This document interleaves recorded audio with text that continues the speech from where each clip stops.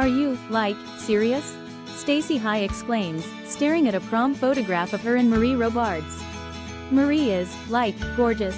And then I find out she poisoned her dad. How weird is that? Marie Robards, a striking 16-year-old from Fort Worth, committed what a prosecutor called the perfect crime in February 1993. She poisoned her father with barium acetate. For nearly a year, Marie told no one about the crime. She was an excellent student, reserved but polite, and never acted impulsively. One night in January 1994, Marie was studying Shakespeare's Hamlet with Stacy. Stacy recited Claudia's soliloquy about poisoning his brother. Marie turned pale and her hands trembled. "Stacy, do you think people can go through life without a conscience?" she asked. Stacy answered, "Well, how about the kind of person who can look somebody in the eye and kill him in cold blood?" Marie collapsed to the floor and began to weep. "Marie, what's the matter?" asked Stacy. Marie whispered, "My father. I poisoned him." For weeks, Stacy tried to keep Marie's story a secret but was tormented by guilt. Eventually, she contacted the police. 8 months later, Fort Worth police officers arrived in Austin, where Marie was a freshman at the University of Texas. She quickly admitted to the killing. A detective asked Marie why she put the barium acetate in the refried beans. "Because it was the only way I could go back home," she said. Marie's mother, Beth Burrows, had remarried and was living in Granbury. Marie wanted to be with her mom. The reactions to Marie's arrest ranged from sheer disgust to muddled sympathy. Some saw her as a remorseless predator, while others saw her as a pleasant and proper girl. Before Marie's trial, her defense attorneys arranged for her to give an interview.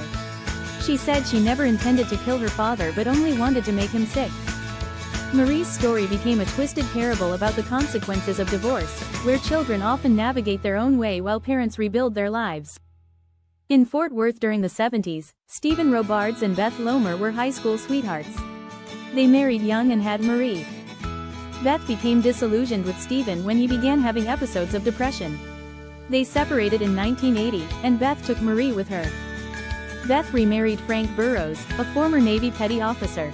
Marie called him Dad and Robards Stephen Dad. Marie saw Stephen only once or twice a month. The problems in her adolescence involved her stepfather, Frank. Marie had a particularly close relationship with her mother. They acted more like contemporaries than mother and daughter. In the summer of 1992, Marie's mother and stepfather nearly split up. Marie found out Frank was having an affair. Beth chose to stay with Frank, but Marie couldn't tolerate her stepfather. She moved in with her grandparents but soon returned to Granbury. Frank had a rule: if Marie moved out, she couldn't move back.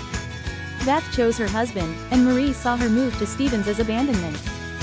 Stephen was excited about Marie's return. He had a steady job and a budding romantic relationship. Marie hated her new school and wrote letters to her mother about her struggles. She felt trapped and desperate. In February 1993, Marie decided to poison her father. After he ate the poisoned food, he went to a church service and returned feeling ill. Stephen began to vomit and complained of stiffness. Marie went to a neighbor's apartment while paramedics tried to save him. Stephen died that night. Shortly after his funeral, Beth told Marie they were moving to Florida. Marie felt betrayed. Marie and Beth moved to Florida, but Marie was depressed.